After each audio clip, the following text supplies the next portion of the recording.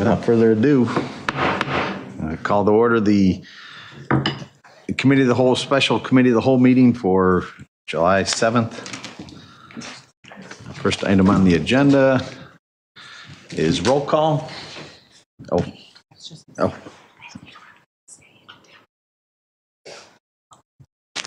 Sorry, I don't mean to interrupt your meeting. No. Sorry. Yeah. Sorry. Oh, nice. Yeah, it's gonna be fun. You live right across the street from me. Okay, first item on the agenda is roll call.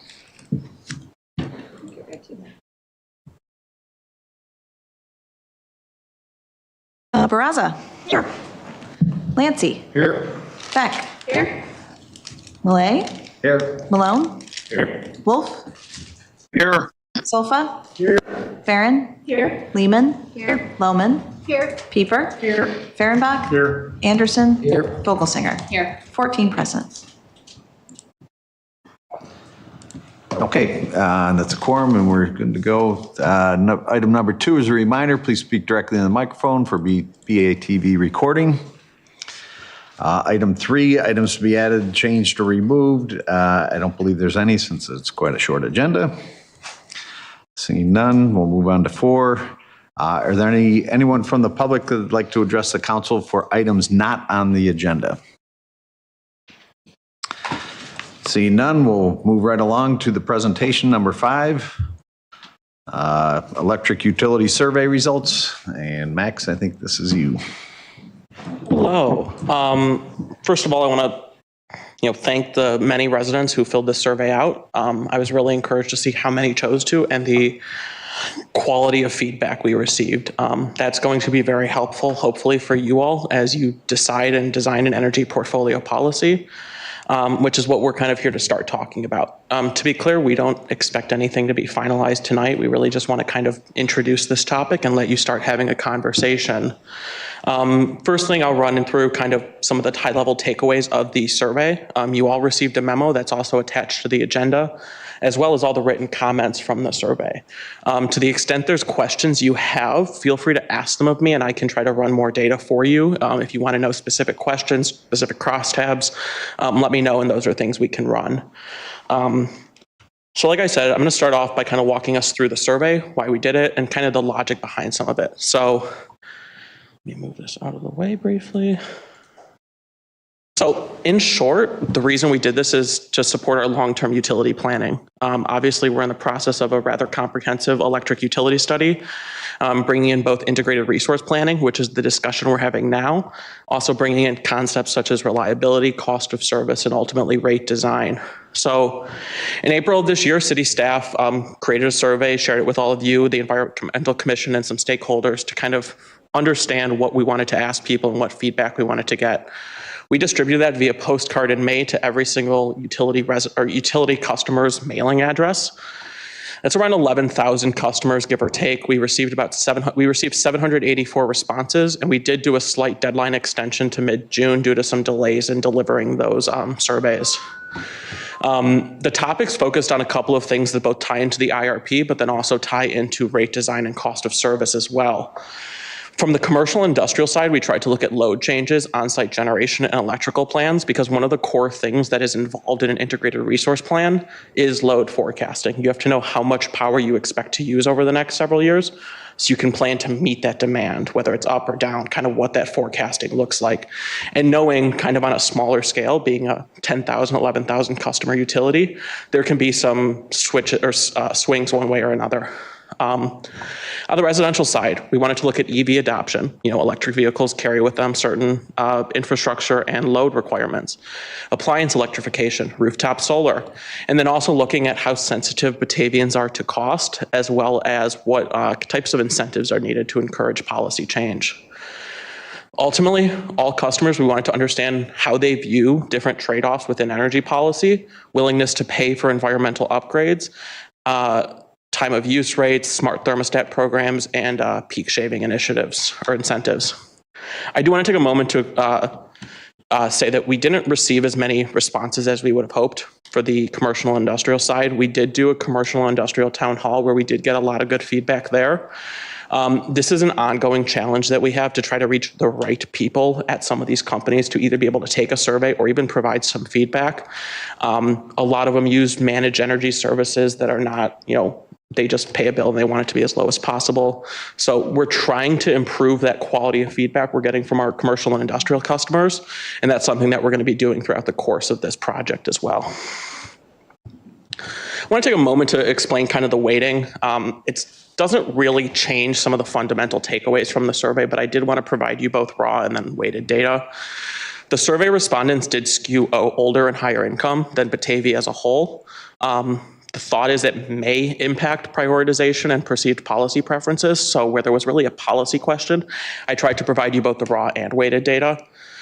That was using Qualtrics's built-in tool where you take a known population parameter and compare it to a survey population parameter. So if we know that persons over 65 are 30% of the population, but they made up 60% of the survey, we can address that and make it so it's more representative.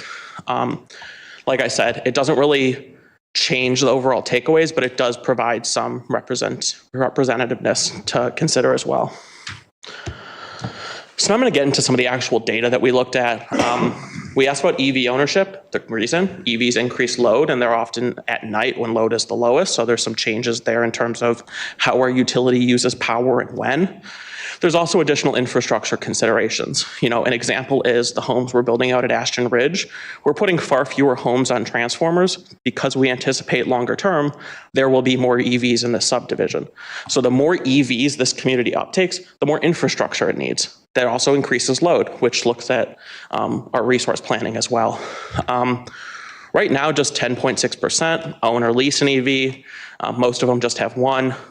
The majority of the population does not plan to purchase an EV, but to be clear, that's almost 45+% of people that do intend to purchase an EV at some point.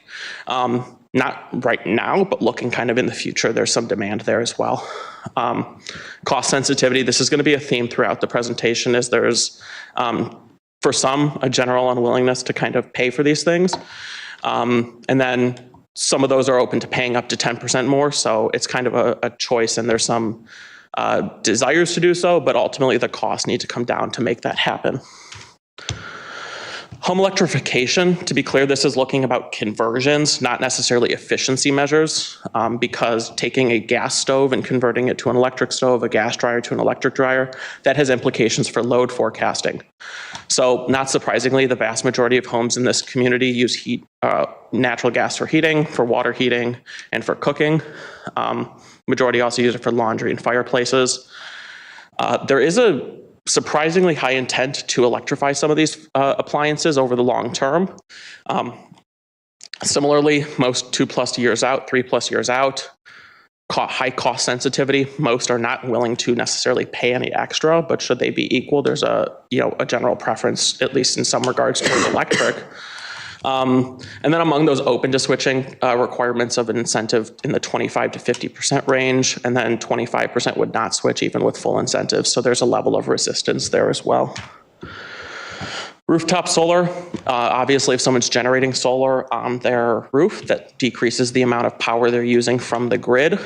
There's also additional infrastructure considerations, having electricity flow one way into homes and then back out. There's just infrastructure considerations that folks can get a lot more into detail on. Very low uptake currently of rooftop solar. Obviously you passed a policy earlier this evening that may change that. Long term, about a quarter, just less than a quarter of the population plans to install it. And there's again, a high cost sensitivity requiring incentives in need of over half the cost to be considered. Some of the implications of these is without strong incentives, there's likely to just be generally slow adoption of electrification technologies, whether it's EVs, appliances, solar, et cetera. There's an openness, but a lot of people aren't really ready to make that full jump yet. Additionally, cost appears to be a primary barrier. Unfortunately, with the federal credits kind of being phased out rather rapidly, that will likely impact things. You know, the EV credit of $7,500 goes away, I think, at the end of September. Some of these home energy tax credit programs are expiring as well. So to the extent that cost is a major driver, that's not going to help transition the local Batavia grid. In terms of planning, a lot of this is more longer term planning, looking at over time how the electrification grows, how the infrastructure design gradually accommodates those electrification programs. And then one of the things is looking at ComEd's known forecasts. You know, we're within the ComEd zone. We're generally assuming that Batavia will act relatively similar to the ComEd region as a whole. But some of the differences is this data gives us more granularity than that. So Brattle will be updating our forecasts based on our specific data as well. And then for most technologies, meaningful uptake requires incentives covering somewhere between 25 to 75% of the costs. Next, I'm going to talk a little bit about energy priorities. You know, first we were talking about some of these programs that'll change or lower demand. And then this kind of gets to the actual mix of electricity, environmental policy considerations, et cetera. So the structure and concept of this is to inform the long-term strategy, determine the optimal energy mixes based on City Council's energy policy, which we'll discuss later, within the Prairie State Energy Campus obligations. Balance cost, reliability, environmental improvements to ultimately ensure affordable and dependable and policy-aligned power. Priority questions, we asked kind of two ways. One was when push comes to shove, what is most important, whether it's cost, reliability, or renewable and environmental improvements. And then a weighted exercise, which allows a lot more nuance in terms of how you weight different priorities. Ultimately, we hope that shows a more full picture of kind of where residents stand, both understanding inherent trade-offs of any of these individual decisions. So primary consideration when you are asked to choose one of these, lowest cost, highest reliability, or most renewables, most residents did choose, ultimately, lowest cost was the top priority, closely followed by reliability, not too far behind in renewables. There is demand for all three. Ultimately, cost and reliability lead as the top priorities, but there still is obviously meaningful support for renewable energy within this survey. Similarly, weighted consideration, affordability, reliability, and then similarly, decent demand for renewables and environmental impact. Those were asked two separate, one was renewable, one was environmental impact. For the purposes of this presentation, I put them together to kind of make it the three again. Residents were asked to distribute it across 100 points, and so there was a lot of opportunity to put in different numbers and kind of show how you feel different priorities should be weighted. Like I said, residents prioritize cost and reliability, but there's a still meaningful value assigned to environmental sustainability and a balanced approach to future planning. Cost sensitivity. Context, Batavia generally is purchasing more power than needed. However, as we started kind of having a conversation earlier this month about capacity prices, that is rapidly changing what is driving the market. And that is something that we'll talk further about with Brattle and with you all, is that the cost of capacity is now becoming a primary driver of the electric costs as opposed to the cost of the electricity. It's kind of two sides to that. And so that's changing some of the considerations within our portfolio. Nothing necessarily to announce yet, but that's something that's still being looked at by Brattle as part of our load forecasting and long-term planning. To that extent, we don't necessarily have a large new expected load. And so to the extent that greener energy sources are desired, there's not a load necessarily to meet at this time, but it's desired by basically more likely policy initiatives. And the costs that could come with that are, we're doing something new. And so anytime you do something new, whether it's new contracts, new infrastructure, new requirements, that may bring a cost with it. I can't say for certain what those may be, but it's something that could carry a cost with it. To that point, we wanted to ask generally, how much are you willing to pay for environmental improvements if there was a cost increase? 38.8% say I am really not willing to pay anything more. 24.1% open to up to 10%, 3.7% over 15%, and then there's a decent portion that are unsure. The implications of that, something we're seeing across the board, cost sensitivity is high. There's still support for environmental improvements, but within kind of cost tolerance ranges. Future changes should be justified based on costs and ultimately have some benefits to tie with that. So there's a big takeaway. City Council will need to reconcile clear demands for cleaner energy sources, infrastructure, and reliability improvements with the financial concerns of a population hesitant to bear higher costs. Now I'm going to get a little bit into demand side programs. These are things that ultimately reduce the electric demand on the utility and are something you take into account as in IRP forecasting and planning as well. Essentially, you have supply side, how much power are we producing? Demand side, how much are we consuming? To the extent you lower the demand, you lower the needed supply as well.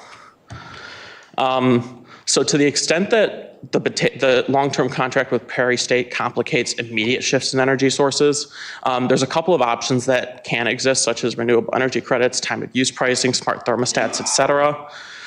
These programs matter because peak power, those hot summer afternoons where everyone's got their air conditioning blasting full time, most of that power is coming from natural gas and dirtier sources, what we call peaker plants. That often means that the more power we're using on those peak times, the dirtier, the less energy efficient, and the more money we're spending on it. So it's not a great combination. It also helps reduce strain on the grid, lowers energy costs, and enhances the resiliency of the system. They're also low cost, high impact ways for individuals to save money and enhance the energy grid as well. So the goal of this was to understand resident interest to ensure future programs are effective, equitable, and well supported. The good news with that is there is some level of demand kind of for all these programs. Renewable energy credits represent the environmental benefits of a renewable energy project, so wind, solar, et cetera. It's a way for you to essentially invest in the green economy. There's some level of public interest, but there's a lot of just kind of wanting to know more, so that's something that we can certainly explore and will be looking into. It appeals likely right now to a small but motivated segment of residents who would be interested in kind of offsetting any carbon emissions from our current portfolio. Time of use rates is something that did have relatively strong interest in, and those are basically an opt-in program where during the hot summer afternoons, you're paying more. Overnight, you're paying less, especially if you have smart appliances. That can be really, really interesting for you. 16.8% very interested, a lot of people somewhat interested, over half are interested in the program, and then increasingly with these smart appliances, whether it's water heaters, furnaces, et cetera, you can take a lot of advantages of those. Smart thermostats, similarly, very strong interest in this program. I don't think I need to spend too much time on it, but basically it, on those hot summer afternoons, turns it up a few degrees, gives you a little green leaf on your thermostat, letting you know you're doing a good job, and helps ultimately reduce the amount of power the city is consuming and helps lower your energy bills. Demand response programs directly offer incentives for people to reduce energy use during peak periods. This, again, reduces grid stress, and those peaker plants tend to be our highest polluting and most dirty power plants. It also creates shared savings for both utilities and customers. When we're buying at those peak prices, it costs a lot of money. Those ultimately have to get passed on some way to the consumer. And so to the extent we're purchasing less power, that's less money that needs to get passed on, and we're ultimately not using nearly as much power. So there's significant interest in that.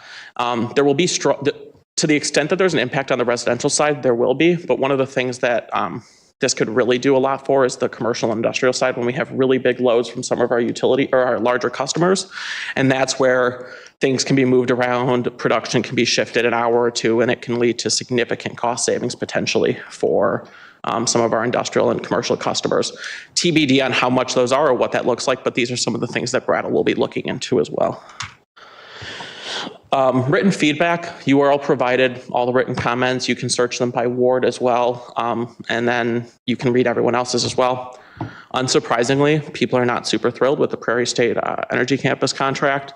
Widespread frustration at that, kind of across the board. Strong public demand to reduce reliance and avoid future similar agreements. Cost and reliability are core priorities. Affordability is critical. We saw a lot of comments about that.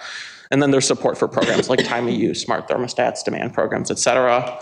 I didn't see a lot of opposition to green energy sources, anything like that. So there's a lot of openness to the extent it's affordable, reliable, and practical. And then there's interest in things like local solar, community programs, battery storage. And then there's some people cautioning against some of this new technology potentially that maybe a bit more risky of an investment from the city side. And then one thing that we did hear a lot of as well and saw in the comments was there's some reliability concerns that are starting to grow within our community, whether it's short outages, voltage surges. People are noticing a lot more. They work from home, and when your internet goes out for a few minutes due to a short outage, you notice that a lot more than if you're in the office or something. And then ultimately residents want infrastructure investment and more transparency in addressing some of these reliability issues. This is a word cloud of some of the comments, smart, solar, electric, batteries, transition, carbon, et cetera. This is a sentiment analysis of written comments on a couple of topics, so it's a lot of red. And then energy policy. Why are we asking you to design an energy policy and create this? And the ultimate reason is that in the integrated resource plan, we need something to base that off of. And we want you all to have an opportunity to be really clear with staff and Brattle and this community as well is what is the policy guiding our IRP? How do we evaluate different things like reliability, cost, environmental sustainability? How do we guide these trade-offs where technical or financial constraints exist? How are we aligning resource planning with community feedback, demographic trends, and public support levels? And then ultimately, the goal, ensuring the IRP reflects your priorities as the City Council of Batavia.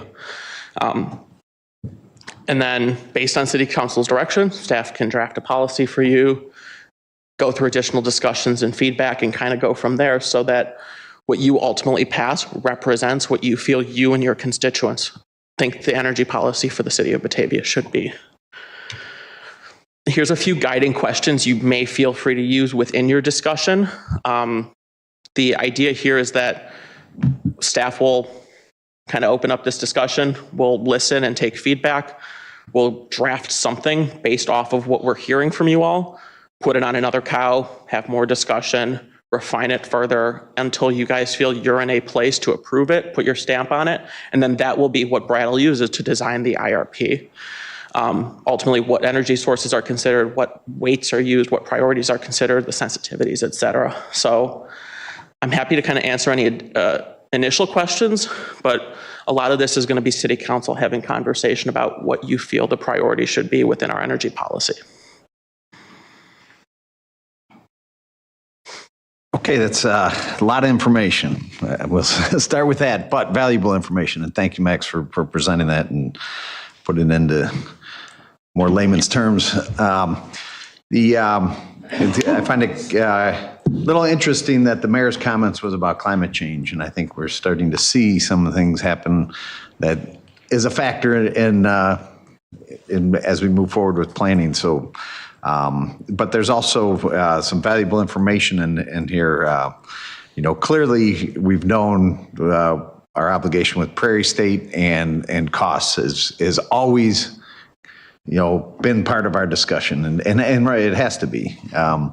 So it's a little bit of a conundrum, but I would say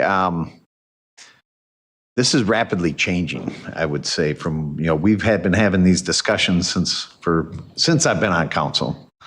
And the discussion has been changing a little bit for a number of factors, earlier this month or last month, the idea of changing our policy when it comes to solar and allowing more of that. When we did that back in 22, it was, well, we have to limit that. And now we opened it up. So big changes. So I'm anxious to hear what everyone has to say. So I guess I'll open up the discussion for the council first, and then anyone else that wants to make any comments. Jim. Yeah, thank you for the presentation. One thing that has changed since we've been talking about this, for about 15 years, at least 20 years that I've been here, been talking about this, is we've passed the Illinois Climate and Equitable Jobs Act, which is mandating 100% clean energy by 2045. It's all about renewables. It's even about, bringing in fossil fuel phase out, electrical vehicle infrastructure. So the goal at a state level has changed. So in understanding, there's a lot of almost revulsion that we had to sign the Prairie State thing that we're stuck on coal for so long, right? That's going to end in 2041, 2042, I believe. Right. And so 2045, this CJ kicks in. one thing I like us to consider, I think this was a game around power generation. We probably got into, without really acknowledging what we're taking on. And I'm wondering if the state is now going to go fully green and fully renewable. Whether they get there or not, we'll see. But the point is, that's their goal. If we can kind of just sunset this whole concept of us being a client producer and what have you. And I'll tell you why. People who have been saving money with power generation, they've been buying it through municipalities getting together and doing basically bulk buys, right? Short-term bulk buys. So the point is, they're leveraging negotiation due to the number of customers they can get under their umbrella, and using that to bring rates down, as opposed to worrying about dealing with anything on the power generation side. Because keep in mind, we're a deregulated market in Illinois, so that's always going to change day in and day out. So I didn't mean to take us left or right there, meaning from a directional conversation perspective. I just feel like things have changed fundamentally at a state level that do enter into our policy. Yep, Just Laura. add a little bit to exactly what you were mentioning. It's the difference between NIMPA being a project-based organization versus IMEA, what you're talking about, people engaging in a group buying of all of the energy and the people who plan all of that, and then also maintain a diversified portfolio of energy. And that's called a full services contract. So that is something that could be looked at as an alternative. Debbie? I was going to ask a clarifying question, if that's what you're asking us to consider and is entering into an IMEA full service type, and what kind of timeline you're after we phase out Prairie State. And there's an asterisk there, like we get out of our Prairie State contract if it closes and if our bonds are paid off. If one of those two things does not exist, then we are stuck with that contract with NIMPA still. I totally understand that we've signed the mother of all contracts when it comes to NIMPA, right? Perpetually and for life and forever, right? But the intention is, hey, things are changing from a practical perspective, right? I don't think that coal plant's going to be tolerated anymore. I'll tell you point blank. I worked for an energy trader in Boston for all of 2019. It was like a running joke. Like Illinois had this massive coal plant going on. So I think that's just naturally going to die off. More importantly, it's going to be cost prohibitive very soon. I mean, this stuff is coming down in price, right? So that's another thing where I think it's okay to consider that, hey, you know what? In 20 years, maybe coal will be just a lot more expensive than this other stuff, right? So it won't be competitive anymore, right? So just the things to keep in mind. The current administration seems to be doing everything it can to prevent that from happening. And other administrations come in, but the fact is we're a deregulated market, and price rules. More importantly, we're going to grid level batteries, which means basically, we may not be directly plugged into a power plant in the future. We'll be plugged into a battery, and however the power gets in that battery, it's market rules, right? So the fundamental structure is changing as well. Yeah, I think one takeaway here is that we are in a very dynamic situation at the moment, right? I think one telling aspect was that the power generation side of it used to be the name of the game. Now it's the power transmission side of it, right? Our capacity costs continue to go up, which isn't necessarily how much we're making. It's how we get it to us and where it all goes and so on. From the data that we were shared with here, it seems like we have a bit of a split, right? We have some people who are just opposed to renewables, period, right? We had a chunk of folks who just said no. Didn't seem to matter how we framed it, how we cut it. And then we had other people who were kind of on a scale. Yes, I want it, if it makes economic sense, if there's enough incentives. Recognizing that we have the power, it's just a matter of kind of the cost of getting it to us. To me, it seems like a lot of our challenges are resolved through renewable energy. If we have solar panels on the house that's using it, right? And I know it goes to the neighbor, not necessarily to you, but if we're not needing it to come from downstate, that adds some resiliency to us. It makes sense from that standpoint. It also makes sense from sort of a cost standpoint, as it seems like coal is going to become more expensive as regulations push for cleaner coal and all of that. But I think that forecasting, though we're looking in a crystal ball, makes a lot of sense. So it seems like from the production standpoint, if we want to stay in the production game, getting more production as close to home as we can get it has some benefits, right? Whether that's on our roofs or whether that's in a town next door. The other side of that then, the demand side, right? I think I don't know, I have a smart thermostat, even though I don't have any real benefit other than my own electric bill. I think most of us probably do. They're pretty ubiquitous. It makes a lot of sense for us as a utility to begin to incentivize that for the few folks who don't, and allow people who have them to get the full benefit of it, right? It kind of helps us across the board. And so I just use that as the example, but there's smart fridges, there's smart ACs, there's smart, everything these days. So from a policy perspective, if the question is what should our policy include, I do think we need to really come up to the times in our demand side policy. Yeah, I've already talked about this a little bit in the council meeting, but I do have the opportunity to go with some regularity to Chicago Metropolitan Agency for Planning. And we have some folks in there that are from the University of Chicago, graduate school, who come over and share ideas and new discoveries with us. And one of the things that the boys and girls in there are putting forth is there's a couple things happening right now that's going to demand maybe a significant amount of additional electricity. And one of the things is this. Everybody walking around, I think probably everybody in this room has one of these, maybe in your pocket or in your wallet or wherever it is. But every day, these babies got to be recharged. You got to plug this in somehow or another, or through a battery or whatever you're going to do. But this is a big demand that's growing with some degree. And the other thing that they're pointing to is that right now there is a whole new system of technology that is emerging, and it's got all these names and figures with it, but all of those are going to be high demands for electricity because that technology is not going to run without that electricity backbone to it. So there's going to be a significant increase in demand for electricity, and I certainly support what we can do to bring down the pollution and all the other stuff that's being caused by the old ways of doing stuff, and we need to go to new stuff. I've had some folks in here recently talking about trying to find new gas station locations in Batavia.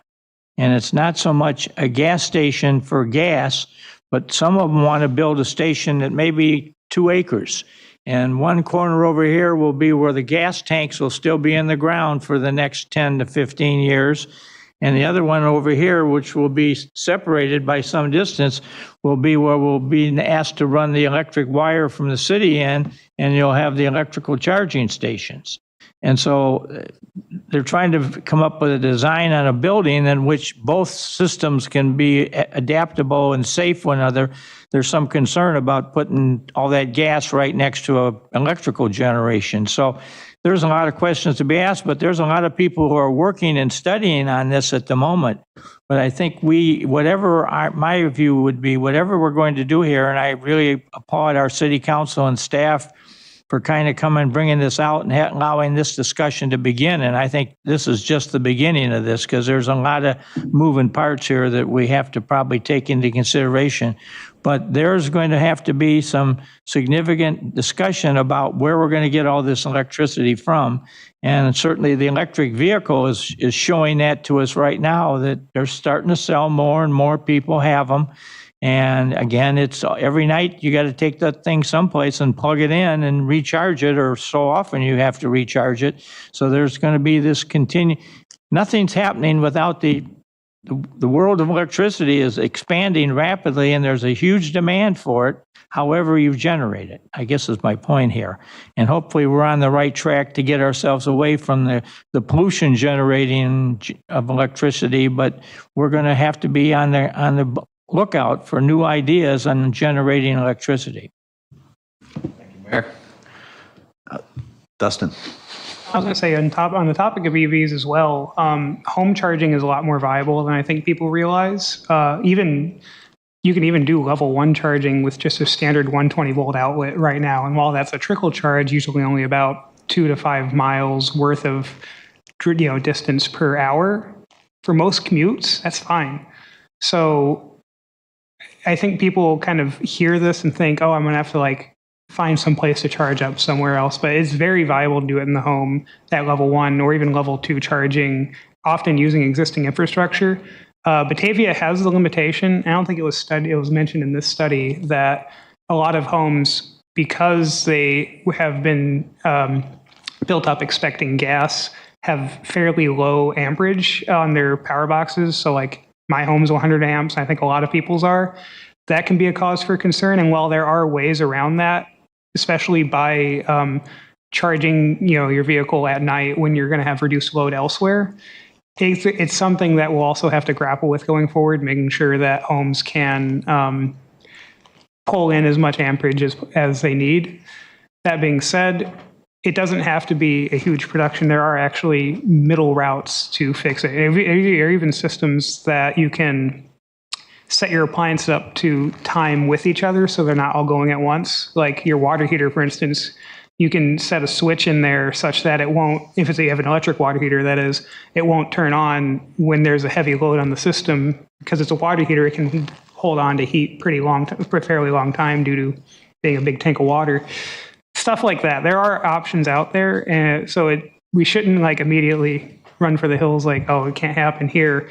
We just have to have good policy and good information for folks out there going forward to make this transition, and I think it could have a lot of benefits for the town. Yeah, to maybe if I can turn the conversation just a little bit, because EVs are great, and I think the technology is really exciting, and there's a bunch of cool stuff. Sort of from the policy perspective, the question I'm sitting with, and I think is kind of being asked of us, is how aggressively do we pursue some of these upgrades that we need, right? Well, we heard that Pulte homes, fewer transformers per house, right? So that we can get more electrons into each individual house. So if we want to do that across the city, that's going to cost money, right? How quickly do we want to roll something like that out to support EVs? Do we want to roll it out slowly over years? Do we want to kind of do it all at once over a couple of years? That's a big question. Versus, and how do we weigh that against the reliability question and the sustainability question, right? So I love that we are talking about EVs specifically or whatever, but from our policy perspective, we have city budgets that we have to work within. How aggressively should we be pursuing the upgrades to make our grid, specifically our grid, mesh with this new stuff and stuff that hasn't even been invented yet that I'm sure is coming down the line? And along with that, we recently adopted the new international building codes. And in that, it's a question that I have is what the requirements for new construction in our town are. How are they impacted by that? Or how is that impacted by the adoption of is it significant? I think they're required to be wired for EVs, but not required to be hooked up.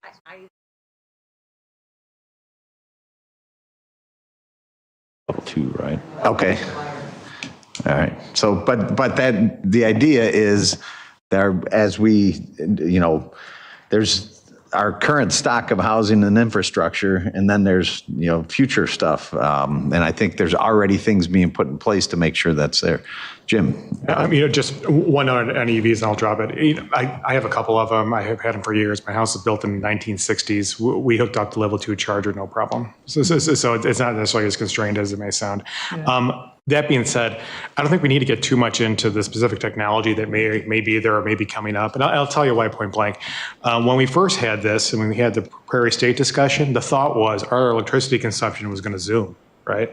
And not only did it not zoom, it actually went down. And it went down because for several reasons, but one of the big ones was, number one, a bunch of industrial customers we thought were going to come did not come, right? And then secondly, incandescent bulbs to LEDs. Right. So even like by the household, it kind of went down as well. So the point is, we're not going to be able to predict what technology will be there in 2045 or whenever we're out of this Prairie State thing. Right. So to Kevin's point, I think it's just about policy. What do we need to do to get ready and kind of go from there? I would just say, briefly, I think the numbers that Max put together I think is a pretty good sample size, 784, I think it was. 11,000 households, not as many as you quite want, but that's quite a few. And I think, you know, that data should help drive us in some capacity to how quickly we go about this. I agree with a lot of things Jim says. It's just impossible. I mean, things are moving so quickly these days that, I mean, guys, in 5 years, the way things are going now, electric vehicles could be a thing of the past. We just don't know, you know, or a new battery style or something, or who knows. But I just think we need to slow down. I think we found ourselves in the position we're in because we maybe not necessarily move quickly. I don't want to put that council, put them down like that. I think they did their homework, but I think obviously we found ourselves in a position that's unfavorable to the city. So my thought process is slow it down, get more data, more research, and yeah, just see where that takes us from there. I mean, personally, I haven't been inundated with people who are, you know, looking for their charging station, other than Abby. But you know, in all reality, I haven't had the upswell, or I haven't heard it in the community myself. Now, I'll keep my ear to the rail more here, but you know, I think as we sit today, things are fine. And then, you know, if all of a sudden the town is demanding it, then yes, we look at what we need. Now, some of the things I do agree from an infrastructure perspective, take a little bit of planning. That stuff, my suggestion would be hold off. Because I think we could find ourselves in another position unintentionally where we walk ourselves a little too far down a path. So. I have a question as I formulate my thoughts. And forgive me, I just can't find it. When we're talking about our integrated resource plan, what is the timeline for what this will cover? Is this a 10-year plan? Is this a 20-year plan? What's the end goal we're striving for? I believe it looks kind of it's two phases.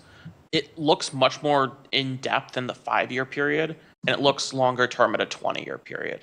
So we kind of have more knowledge of what might happen over the first 5 years, but there's a longer term consideration as well that you'll see when we kind of get further in, that takes into consideration long-term forecasts, and whatnot. And like I said, they're just forecasts, but they're based on, you know, historical trends, predictions in the market and whatnot. And that's why we've hired Brattle, is primarily in a lot of ways due to their ability to forecast, look ahead, combine tons and tons of parts of data from various sources to kind of give us that longer term outlook, is what I would call it. And to bring up something that was in your memo that you brought from the proposed legislation, that each utility will be required to come up with a technically feasible least cost portfolio scenarios that get us to at least 40% renewable energy by 2030. So under CEJA, under this proposed legislation, there is a component where we'll need to prioritize renewables in this plan, correct? CEJA does carry with it emissions requirements, and the IRP fully intends to comply with those. Are there fines with that if we're not compliant? I don't know. Okay. I would assume so. Yeah. I should have said that. I don't know. So, renewable portfolio standards were not included in CEJA because of situations like our own, where we don't have the ability. We would just be buying renewables and selling it right back in the wholesale market. So right now, that is not part of CEJA.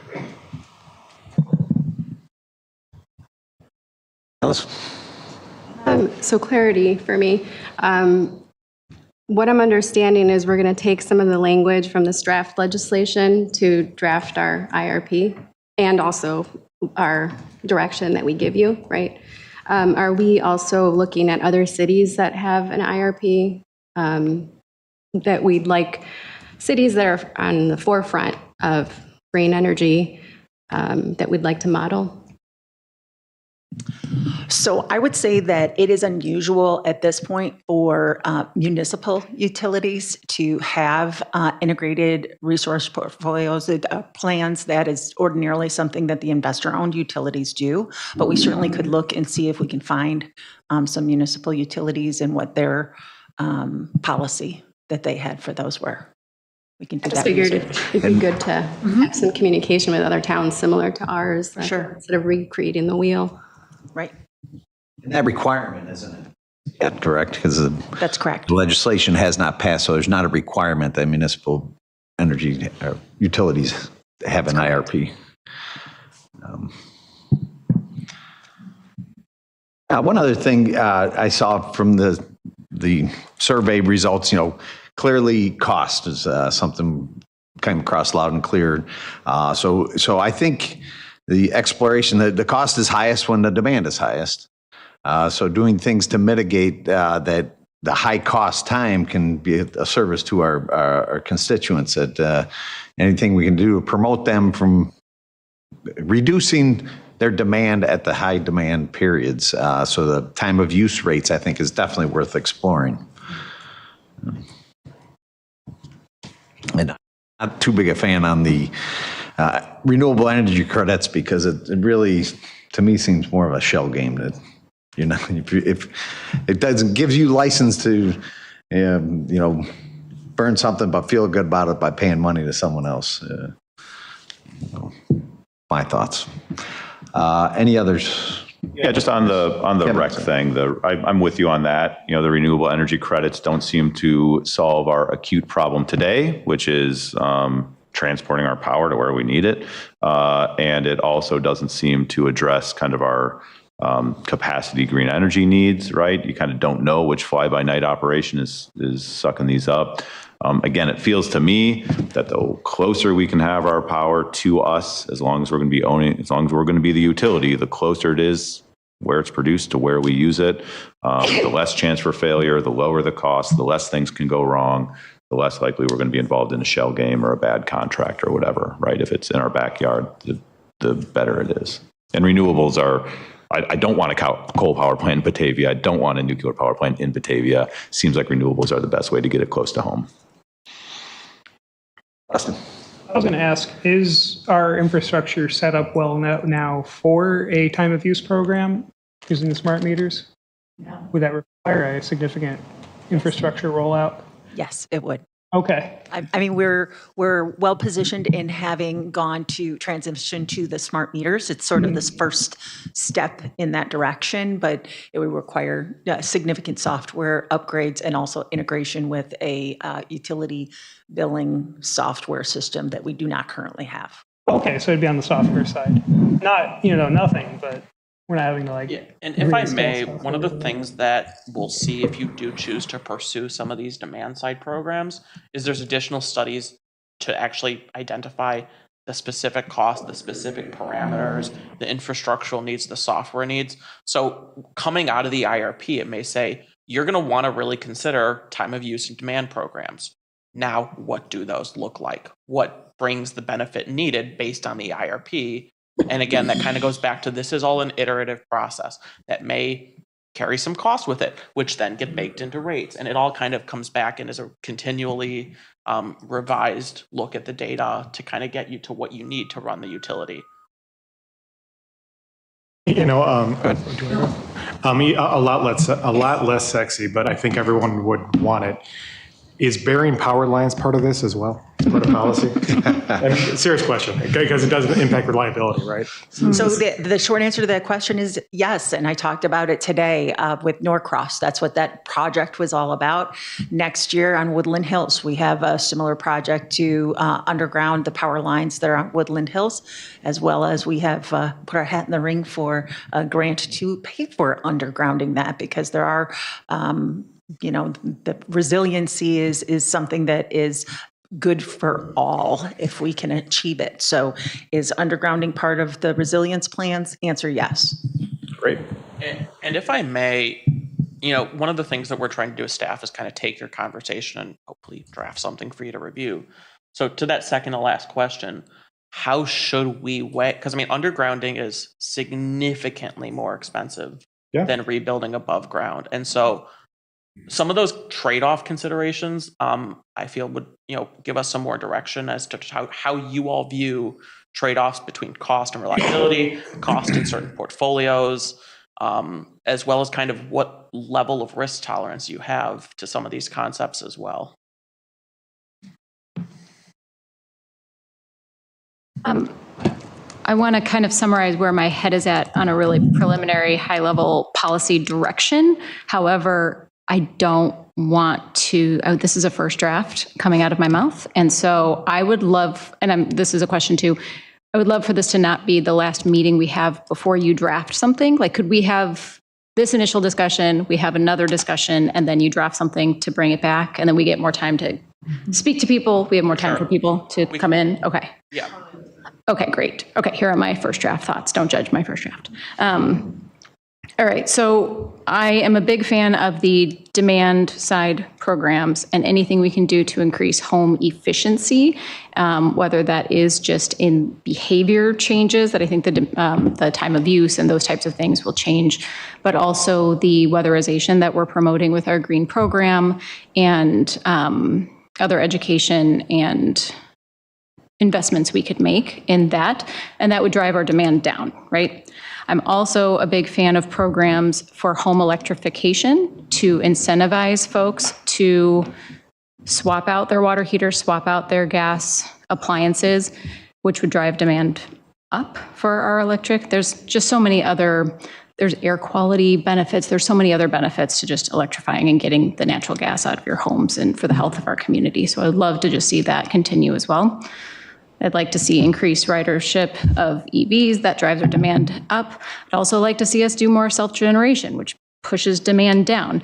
And in my brain, I'm so excited for a Brattle group to show what all those up and downs do to our general level. And I agree with Kevin that if it's not self-generating, if we're not promoting folks just doing it on their own homes and businesses, that we bring it as close to the user as possible and find out what those local options are. I would also entertain a conversation about those, about what was it, not the project-based, but the full-service collaborative, to understand what the pitfalls are of that. I mean, IMEA is not without its issues, just like we've experienced. So kind of understanding being independent versus being in that collaborative, what the cost, what the reliability, how that changes things. But that's not probably as helpful as I'd like, but those are my notes so far. Yes. Just one question, you know, where we were talking about possibly the underground lines. Part of that discussion will also have to be, as I kind of learned, the connection to the homes. Do we have it where the city pays for it, or is that something where we encourage our residents to make that connection? That was one thing that I learned during the discussion of Woodland Hills, that it's just the lines going to our major. It doesn't include our residents getting hooked up underground. And I know that's something that Steve has this pipe dream of getting everybody. And how does that look? It ultimately comes back to costs. I mean, these are projects that can be done, but that goes to how much cost is you as the people who set the rates willing to absorb to accelerate some of these capital programs. You know, there are benefits to undergrounding, but you can also achieve reliability by rebuilding above. Like, there's a lot of trade-offs here. So, you know, we all want our lines buried out of sight, out of mind, but that also is, you know, double, triple, quadruple, etc. cost of what rebuilding in place is. So, kind of some understanding about how you view those trade-offs as well. I think that would be important to understand that with that program. Yeah, that's basically what I was going to say, too. I'd actually like to see the numbers on that. What is kind of the ROI on undergrounding lines? I know that the squirrel population would be very happy if we did, but like, how much do we actually spend on sending guys out to fix the lines above ground? Do we actually get significantly greater reliability or not? I just kind of like to see that. And, you know, how much do we spend annually on above ground versus below ground? You know, all that sort of stuff. That'd help me a lot. Yeah, we expect that to be the next. So there's the integrated resource plan, but then there's also the resiliency side of it, which looks at the infrastructure. So that is something that is coming as well. Yeah. And as we're talking about climate change and storms and all of that, like the storm event we had recently, and the amount of time and energy that took, and resources that took from our city, you know, so how, taking all that into account too with the ROI. Okay, and if there's no one else, anyone from the public that would like to address the council on this? Just had sure, Susan. I always enjoy listening to you. Okay, do you have direction or? I think the direction.